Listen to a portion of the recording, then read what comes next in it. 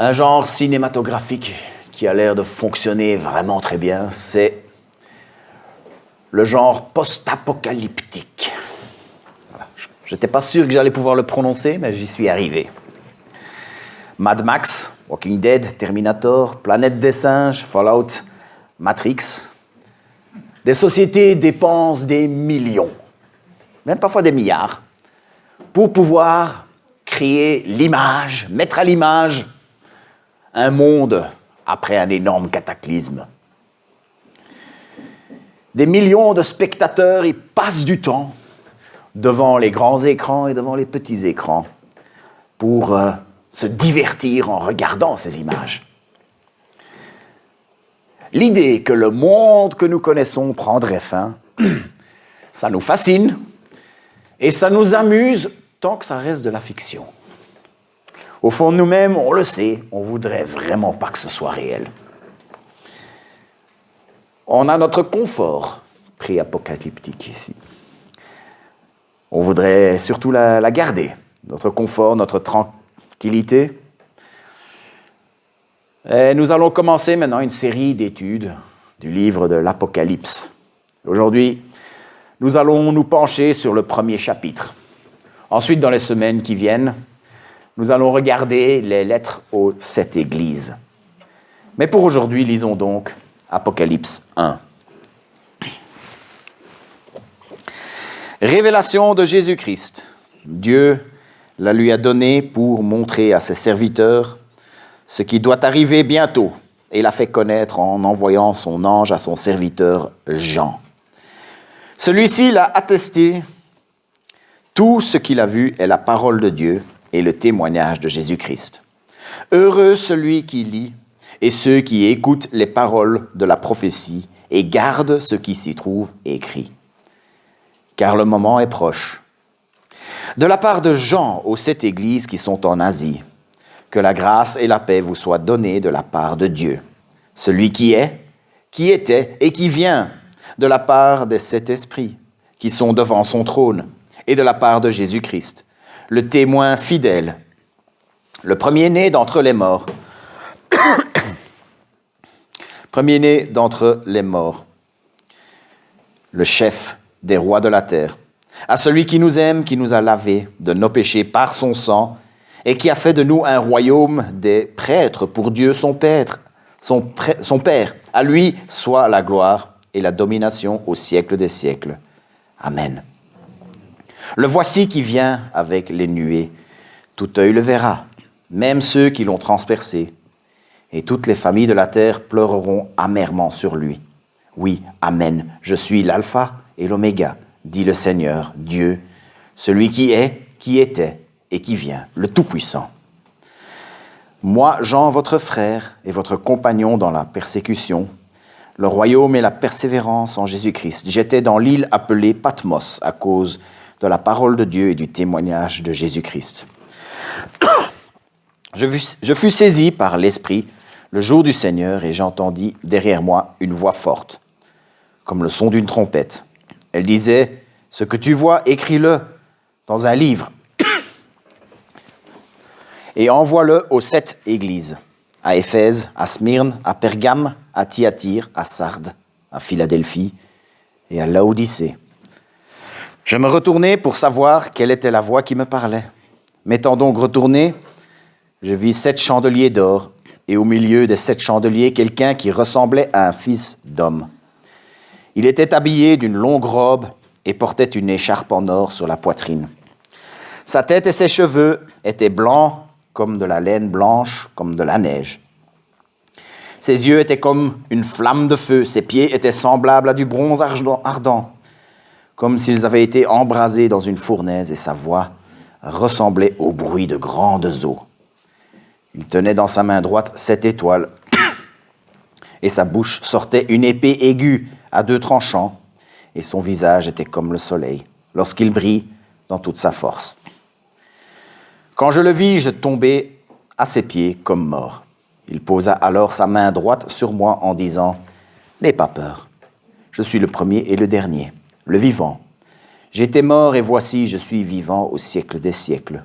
Je détiens les clés de la mort et du séjour des morts. Écris donc ce que tu as vu, et ce qui est, et ce qui doit arriver ensuite.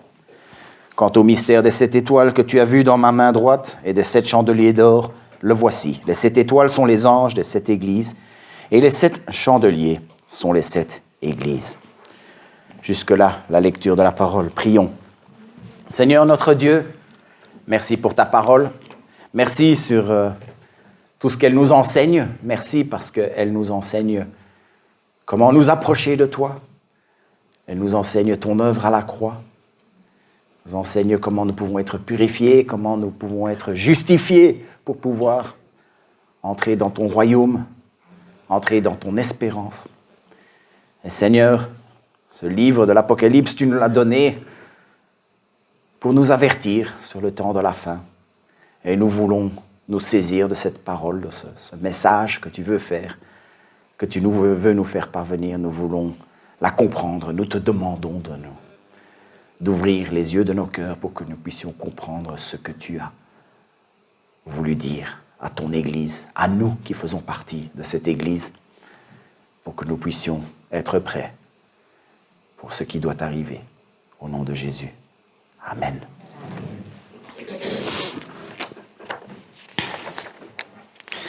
Le mot apocalypse évoque pour nous la fin du monde, la destruction. Même les non-chrétiens utilisent ce mot pour parler de la destruction à grande échelle. Si c'est arrivé dans la langue française de cette manière, c'est grâce au dernier livre de la Bible. Mais en réalité, le mot apocalypse ne veut pas dire grand cataclysme, ça veut dire révélation. C'est un livre où les choses sont dévoilées. Les choses qui ont été un jour voilées sont aujourd'hui dévoilées. On lève un coin du voile. Le Seigneur ne nous livre pas tout. Il nous en montre une partie. Mais c'est la partie que nous avons besoin de voir, que nous avons besoin de comprendre. Le premier verset du livre nous met sur la voie. Révélation de Jésus-Christ. C'est Jésus-Christ, le héros du livre. Jésus-Christ lui-même qui se dévoile comme il est aujourd'hui et qui dévoile les choses qui doivent arriver. Jésus a un dernier message à adresser à son Église avant de clore ce chapitre de l'histoire du salut. C'est le chapitre où Dieu se révèle par sa parole. Ce chapitre-là étant sur le point de se terminer, Jésus a un dernier mot à dire à son Église au travers de sa parole. Un autre chapitre de l'histoire du salut est sur le point de commencer. L'ère de l'Église, c'est l'ère dans laquelle nous nous trouvons encore aujourd'hui. Et je ne connais pas la date, je ne peux pas vous dire pour quand c'est, mais il y a une autre ère qui va arriver, l'ère du retour de Christ. Ce livre ne parle pas que du retour de Christ, il parle aussi de notre présent. Interpréter le livre de l'Apocalypse, c'est quelque chose qui doit être fait avec prudence. Il y a beaucoup de choses qui sont symboliques dans le livre, mais comme Warren Wiersbe a bien précisé, symbolique ne veut pas dire imaginaire. Jean est en train de parler d'événements réels, même s'il le fait par le biais de symboles. En ce qui concerne la vision que Jean décrit, que je viens de lire, je suis persuadé qu'il est en train de raconter exactement ce qu'il a vu. Mais il a vu, les choses qu'il a vues avaient des valeurs symboliques. Quand Jésus reviendra, il est clair, il ne va pas avoir une épée à la place de la langue. Ça, c'est symbolique de quelque chose. Il faut donc se poser la question, qu'est-ce que ça représente ? Et c'est un exercice qui n'est pas toujours facile. Et c'est ce que nous allons devoir faire à plusieurs reprises en lisant ce livre. Mais pour aujourd'hui, j'aimerais regarder 3 choses par rapport à Christ. Tout d'abord, le Christ glorifié, le Christ au milieu de son Église et Christ qui parle à son Église. Christ glorifié. Nous n'avons plus affaire à un enfant nouveau-né qui est au milieu des bêtes dans une étable. Nous n'avons plus affaire à l'homme qui marchait sur les routes de Judée, de Galilée, qui n'avait rien pour attirer le regard, qui n'avait nulle part pour poser sa tête. Ce n'est plus ce Christ-là que nous voyons. Et encore moins, nous voyons plus le Christ qui a subi les pires humiliations par sa souffrance, par sa mort, par son exécution d'une des pires manières qui existaient. Maintenant, il est monté auprès du Père, il est ressuscité, il a été glorifié. Et quand Jean l'a vu, Jean, il a fait du mieux qu'il pouvait pour décrire ce qu'il voyait. Le mot apocalypse veut dire révélation ou dévoilement. Bien sûr, il lève le voile sur ce qui va arriver, mais avant tout, c'est le Christ glorifié qui nous est révélé ici. Par de la longue robe et de l'écharpe en or nous montre qu'il est roi. Les cheveux blancs, comme la neige, comme la laine blanche, nous montrent sa parfaite pureté. Peut-être aussi les pieds qui étaient passés à la fournaise. Même chose, la parfaite pureté. Ses yeux, ses pieds sont décrits comme des flammes, du métal en fusion, une image de sa puissance. Son visage, comme le soleil, évoque sa gloire resplendissante. C'est le glorieux Fils de Dieu qui s'adresse à son Église. Il n'y a pas que cette description pour évoquer cette gloire. Il y a aussi les nombreux noms que Jean utilise pour décrire Jésus-Christ qui se dévoile. Il est le témoin fidèle. Il est venu nous parler du Père et il l'a fait sans jamais faillir. Il est le premier-né d'entre les morts. C'est vrai, le fils de la veuve de Sarepta était revenu à la vie. La fille de Jairus était revenue à la vie. Il y avait encore Lazare, était revenu à la vie, mais eux étaient revenus à la vie pour à nouveau mourir plus tard. Ils sont morts 2 fois. Jésus-Christ est revenu à la vie pour ne plus jamais mourir. Il est le premier-né. L'espérance que nous avons, c'est que nous allons pouvoir le suivre en naissant de nouveau. Il est le premier-né, il est le premier, mais nous aussi, nous allons revenir à la vie pour ne plus jamais mourir. Lui, il est le premier-né d'entre les morts. Il est le chef des rois de la terre. Il faut parfois se remettre en mémoire ce que ça représentait d'être roi à l'époque. Les rois rendaient des comptes à personne. Ils n'avaient pas un parlement auquel ils devaient se soumettre. Partout où ils allaient dans leur royaume, ils étaient au sommet de la pyramide. Toute personne qu'un roi pouvait croiser, c'était un sujet, quelqu'un à qui il pouvait imposer sa volonté. Mais, comme dit Proverbe 21, le cœur du roi est un simple courant d'eau dans la main de l'Éternel. Il l'oriente comme il le désire. Les rois avaient toute la puissance à l'époque, mais Christ est le chef des rois de la terre. La vie du roi, Dieu l'oriente comme il veut, Christ l'oriente comme il veut, le Christ glorifié. Quand Jean a eu cette vision, il dit qu'il est tombé à la renverse. Il était comme mort. Le Christ ressuscité était tellement grandiose qu'il en a eu le souffle coupé. Il a perdu tout contrôle. Cette vision est semblable à celle qui a été racontée dans le livre de Daniel. Daniel, chapitre 10, les versets 4 à 9.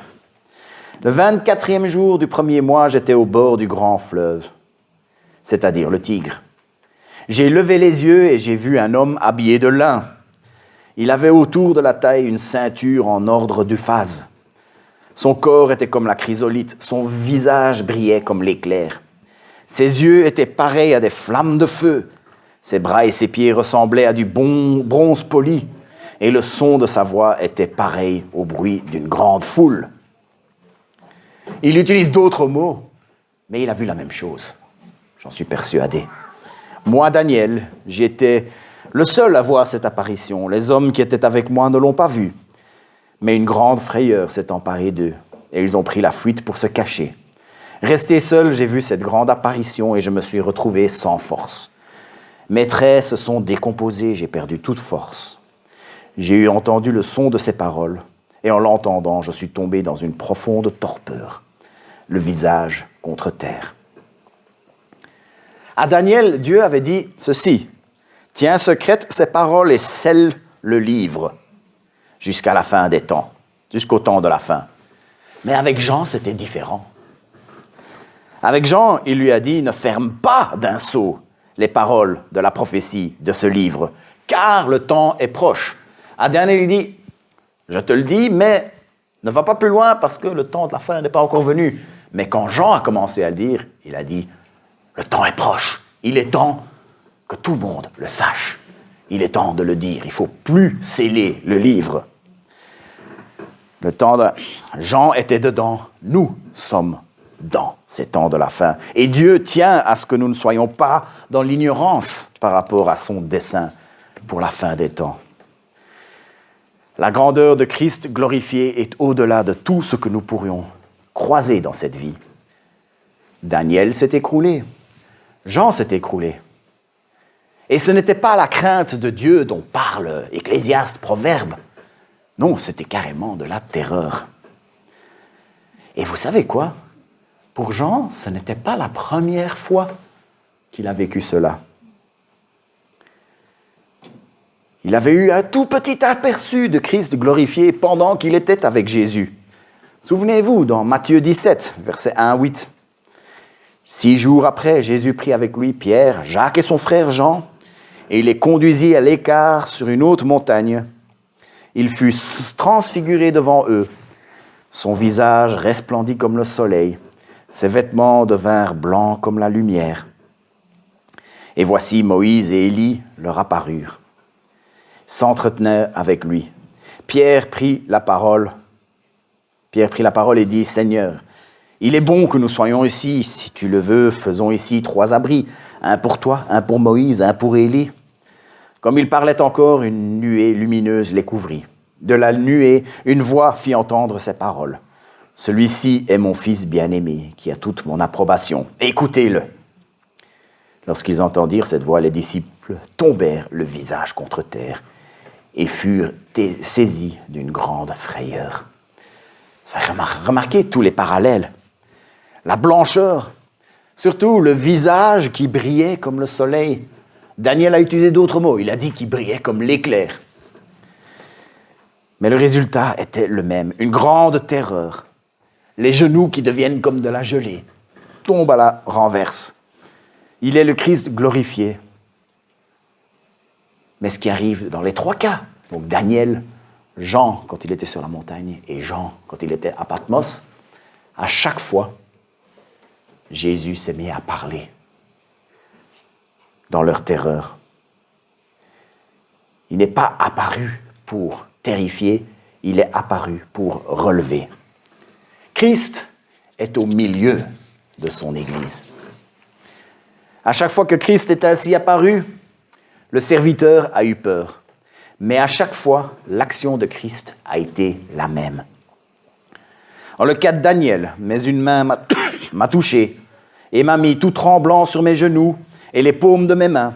Puis l'homme m'a dit, « Daniel, homme considéré comme précieux, sois attentif aux paroles que je vais te dire et tiens-toi debout là où tu es. En effet, j'ai été maintenant envoyé vers toi. » Lorsqu'il m'a dit cela, je me suis tenu debout tout tremblant. Il m'a dit, « Daniel, n'aie pas peur, car dès le premier jour où tu as eu cœur de comprendre et de t'humilier devant ton Dieu, tes paroles ont été entendues, et c'est à cause d'elles que je suis venu. » Dans le cas de Pierre, Jacques et Jean sur la montagne, Jésus s'approcha d'eux et toucha et dit, « Levez-vous, n'ayez pas peur. » Ils levèrent les yeux et ne vurent plus que Jésus seul. Et puis ici, dans l'Apocalypse, 2e fois que Jean a pu le voir ainsi, il posa alors sa main droite sur moi en disant, « N'aie pas peur. Je suis le premier et le dernier, le vivant. J'étais mort et voici, je suis vivant au siècle des siècles. Je détiens les clés de la mort et du séjour des morts. Je suis en train de lire ces paroles avec une intonation de Père bienveillant. Apparemment, les paroles de sa bouche étaient comme des grandes eaux. Vous êtes déjà allé à côté d'une grande chute d'eau? Les décibels, ça monte bien. C'est très fort, c'est majestueux. On ne peut faire que d'essayer d'imaginer ce que c'était. Mais c'était avec une intention de nous réconforter. C'était une intention de pouvoir dire « N'aie pas peur ». Jésus est au milieu de son Église. Verset 13, il dit qu'il se trouve au milieu des 7 chandeliers d'or. Et puis plus loin, le verset 20 nous dit que ces 7 chandeliers, c'étaient les 7 églises. Il y a les 7 étoiles, les messagers. Il y a des messages taillés sur mesure pour chacune d'entre elles. Dans les semaines à venir, nous allons regarder tous ces messages d'un peu plus près. Mais pour le moment, regardons juste un peu ces villes sur une carte. Écoutez un peu l'ordre dans lequel, c'est en anglais, mais ça ressemble pas mal. L'ordre dans lequel Jean les nomme. Éphèse, Smyrne, Pergame, Thyatire, Sardes, Philadelphie, Laodicée. Et Jean se trouve à Patmos, la petite île qui est au large. Il s'agissait probablement d'une route postale. La première ville, c'était Éphèse, qui était juste au large.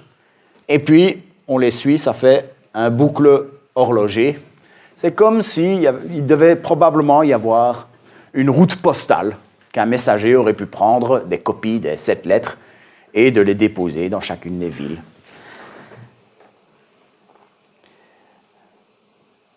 On sait que les 7 chandeliers sont les 7 églises. Les 7 étoiles sont les anges qui portent le message que les églises doivent entendre. Et ça, il doit aussi avoir un lien avec les 7 esprits qui se trouvent devant le trône de Dieu dont Jean parle au verset 4. Et je vais être honnête avec vous. Je ne sais pas vraiment ce que représentent ces 7 esprits qui sont devant le trône. Vous savez, l'Apocalypse, certains disent que les 7 esprits, c'est le Saint-Esprit. Moi, ça ne me convainc pas des masses, ça n'explique pas tout. Vous savez, l'Apocalypse est un livre très riche, mais pour beaucoup de passages, nous manquons d'éléments pour entièrement comprendre tout ce que cela représente. Quand on lira l'Apocalypse, il va falloir s'y habituer. Il y a des moments où je vais juste dire, je sais pas. J'ai un ami. Un jour, j'aurai à rendre des comptes pour ce que j'aurai enseigné ici. Alors j'aime autant dire je ne sais pas que de dire juste une belle phrase qui sonne bien, mais pour vous enseigner une fausseté, parce que je rendrai des comptes pour tout ce que j'enseigne. Christ est au milieu de son Église et il veut que nous sachions ce qui va arriver bientôt. Il semblerait qu'une meilleure façon d'exprimer cela, c'est ce qui va arriver. Ma traduction dit bientôt, mais c'est ce qui va arriver rapidement. Les choses pourraient peut-être prendre un bon bout de temps avant de commencer, mais une fois qu'elles commencent, ça va se passer rapidement. Et c'est pour ça qu'on ne doit pas être troublé du fait qu'il a dit ça arrive bientôt, mais 2000 ans plus tard, il y a encore certaines choses qui se font attendre. Christ voulait que l'Église sache ce qui allait arriver et que quand les événements commenceront, elles se mettront très rapidement en marche. La plupart des choses prédites dans le livre d'Apocalypse ne sont pas encore arrivées. Nous pouvons assez bien observer certains signes avant-coureurs, mais quand Christ fera entendre sa voix, les nations vont s'ébranler. Et il s'agit du Christ glorifié. Christ est au milieu de son Église. Et puis, troisièmement, Christ parle à son Église. Au verset 16, il parle d'une épée aiguë à 2 tranchants qui sort de sa bouche. Comme j'ai dit plus tôt, c'est symbolique. À 2 reprises dans la Bible, la parole de Dieu est comparée à une épée tranchante. Éphésiens 6, 17, faites aussi bon accueil au casque du salut et à l'épée de l'esprit, c'est-à-dire la parole de Dieu. On est dans le passage bien connu des armes de Dieu. Toutes les autres armes, c'était des armes de défense ou des armes fonctionnelles, mais ici, on a une arme d'attaque. Nous n'avons pas à être agressifs, mais nous devons nous affirmer. Et ce n'est pas de nous-mêmes que cela doit venir. C'est par la parole de Dieu et par son Saint-Esprit. Un de mes profs disait, c'est le Saint-Esprit qui rend la parole de Dieu tranchante quand nous utilisons sa parole, quand nous nous armons de sa parole. Il y a ce verset intéressant qui parle de comment tenir dans l'adversité. Quand ils vous livreront, ne soyons pas en souci de comment vous parlerez, ni de ce que vous direz, car il vous sera donné dans cette heure-là ce que vous direz. Car ce n'est pas vous qui parlerez, mais c'est l'Esprit de votre Père qui parle en vous. Avant de parler de toutes les choses assez terrifiantes qui vont se passer à la fin des temps, Jésus se présente comme Christ glorifié, avec sa parole puissante, de laquelle nous pouvons nous armer pour pouvoir faire face. Il arrive aussi avec des paroles réconfortantes. Il nous dit de ne pas avoir peur. Le livre d'Apocalypse me terrifiait quand j'étais jeune. Et en effet, si on ne sait pas tourner vers Christ par la repentance et par la foi, ce sera un moment terrifiant. Mais pour tous ceux qui se sont tournés vers lui par la repentance et par la foi, ce sera un moment de réconfort pour nous.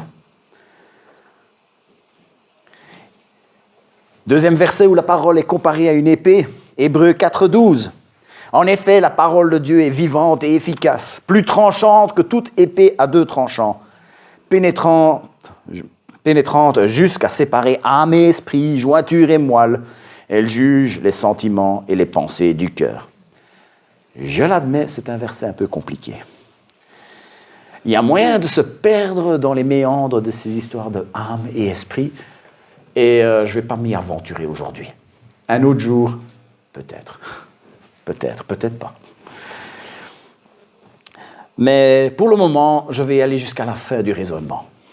C'est un raisonnement en étapes, et la fin du raisonnement, c'est que la parole de Dieu juge les sentiments, les paroles du cœur. La parole de Dieu, quand elle est rendue tranchante par l'Esprit de Dieu, peut révéler les pensées profondes du cœur. Elle peut trancher à travers les barrières que l'homme place autour de son cœur. Et le Christ glorifié s'exprime pour toucher nos cœurs, pour toucher les cœurs. À travers l'Apocalypse, Christ veut dire quelque chose à ses serviteurs, pour nous avertir, pour nous motiver et pour nous réconforter. Regardons ce qu'il dit au verset 3. « Heureux celui qui lit et ceux qui écoutent les paroles de la prophétie et gardent ce qui s'y trouve écrit, car le moment est proche. » Il y avait de quoi être terrifié en voyant Christ glorifié, mais ce sont des mots de réconfort qu'il adresse. Il dit « N'aie pas peur, je suis le premier, le dernier, le vivant, j'étais mort, et voici, je suis vivant au siècle des siècles. Je détiens les clés de la mort et du séjour des morts. Il est l'alpha et l'oméga, le premier et le dernier. Il est la cause de tout, il contrôle tout. Christ peut se substituer à tout, mais rien ne peut se substituer à Christ. Rien de ce qui existe n'échappe à son contrôle. Il est vivant, il n'est pas resté dans la tombe. Il vit éternellement, il est au milieu de nous et il veut nous parler par sa parole, par son esprit. Et c'est cet homme-là qui nous dit aujourd'hui, n'aie pas peur. Il est temps de conclure. Ces paroles devraient être un énorme réconfort pour nous.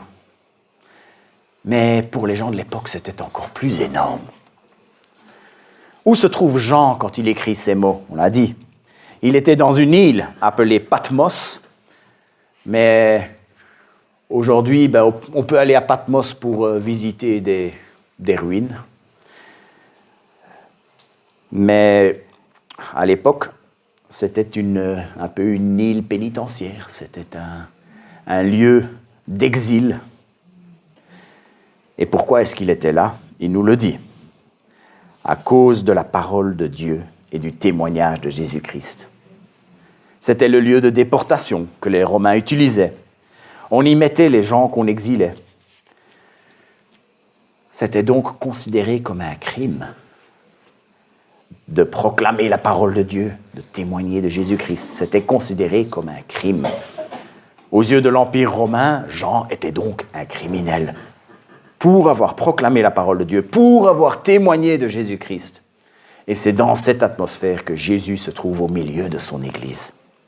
Et qu'il s'adresse dans le but de bénir celui qui écoute ses paroles. Selon le ministère Porte Ouverte, les derniers chiffres que j'ai vus, 2024, plus de 365 millions de chrétiens sont fortement persécutés, subissent des discriminations pour leur foi. Le Christ glorifié est au milieu d'eux et il leur apporte des mots de réconfort. Quand nous vivons des difficultés pour la parole de Dieu et pour le témoignage de Jésus-Christ, le Christ glorifié est au milieu de nous et il s'adresse à nous par son esprit.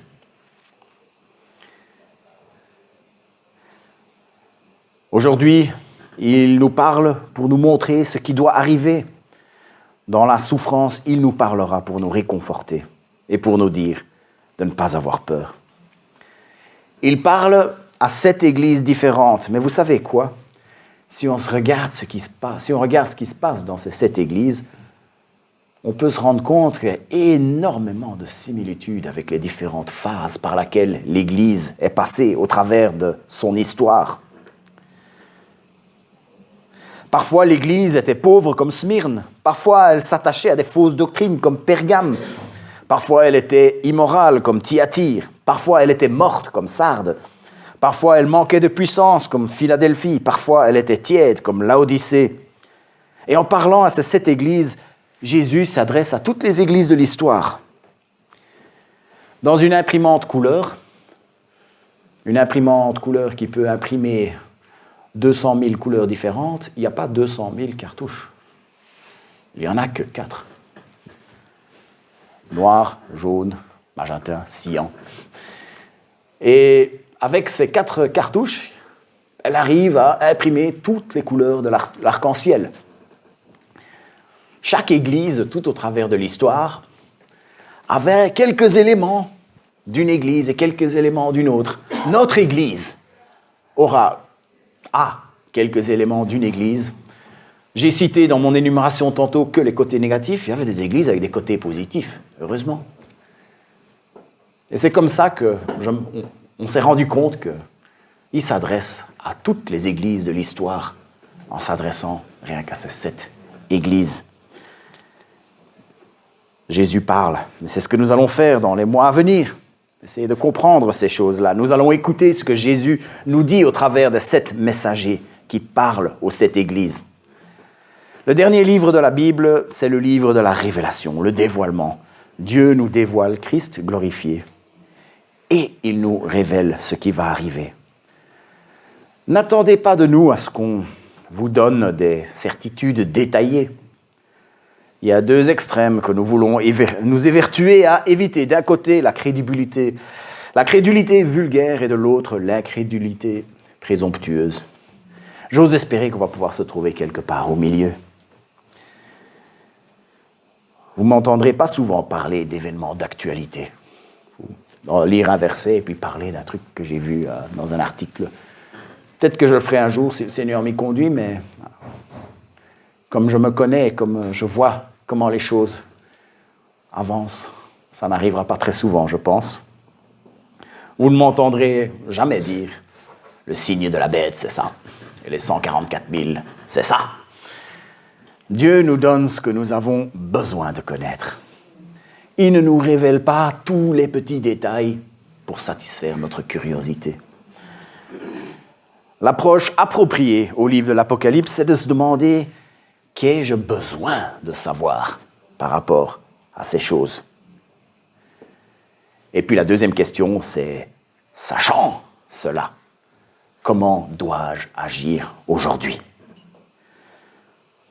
Quand j'étais à l'école des cadets, on nous prévenait de quelque chose tous les jours. C'était sur le programme de la journée, 8h30, inspection. C'est tout ce qu'on savait, mais c'était tout ce qu'on avait besoin de savoir. On ne savait pas si l'inspection, ça allait être des dortoirs, des lits, des armoires, des placards, de la salle de bain, de la buanderie. On ne savait pas. On ne savait pas si c'était le maître d'armes qui allait le faire, si c'était le capitaine, ou si c'était un des instructeurs. On ne savait pas, parce qu'il y en a qui étaient plus stricts que d'autres. On ne savait pas s'ils allaient juste, l'inspection de ce jour-là, c'était juste entrer, regarder à gauche, à droite, ça va, c'est bien, on coche. On ne savait pas tout ça. Parfois, ils ne venaient même pas. Mais on avait cette information. 8h30, inspection. Ce qui veut dire que tous les matins, quand on nous réveillait, il y avait un peu de nettoyage qui avait lieu, juste au cas où. On savait ce qu'on avait besoin de savoir. Ça a quasi été parfait chaque fois. Presque. Avec la parole de Dieu, avec le livre de l'Apocalypse, le Seigneur nous révèle ce que nous avons besoin d'entendre. Et la question que nous avons à nous poser, c'est de savoir, en sachant cela, qu'est-ce que cela implique pour moi? Et la première chose, c'est, est-ce que je vais faire partie de ceux où la vue de Christ glorifié va être quelque chose de terrible, terrifiant, ou quelque chose de réconfortant? Pour qu'il soit pour que cette vision soit quelque chose de réconfortant, il faut accepter sa grâce. C'est la première chose à faire. Sachant que Jésus reviendra, comment allons-nous vivre aujourd'hui? Sachant que Christ est glorieux, comment allons-nous vivre aujourd'hui?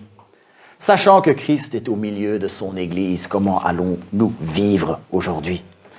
Sachant que Christ parle à son Église, comment allons-nous vivre aujourd'hui? Que l'espérance de son retour nous donne de la force face à l'opposition. Que sa présence au milieu de nous nous réconforte. Saisissons le réconfort qui vient de sa présence au milieu de son Église. Que l'espérance de son retour nous motive à écouter sa voix. Adorons le Christ glorifié. Prions. Seigneur notre Dieu, merci. Merci pour cette présentation. Tu t'es présenté en tant que Christ glorifié. Seigneur, parfois, quand on y pense, nous sommes ébahis. Nous nous demandons comment pouvons-nous mériter cela. Mais nous te remercions parce que tu nous dis de ne pas avoir peur. Seigneur, merci parce que tu es au milieu de ton Église. Merci parce que tu es là pour nous réconforter. Seigneur, nous vivons quelques difficultés. Nous ne savons pas exactement les difficultés qui pourraient encore venir, mais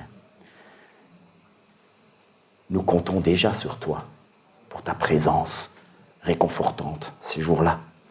Seigneur, parle pour que ton Église écoute. Parle pour que nous puissions agir en fonction de ce que tu nous révèles. Seigneur, je veux te prier pour toutes les discussions que je vais avoir, toutes mes recherches, alors que je sonde les Écritures. Seigneur, pour que nous puissions entendre ta voix au travers de ce que tu as dit à cette Église. Au nom de Jésus-Christ glorifié. Amen.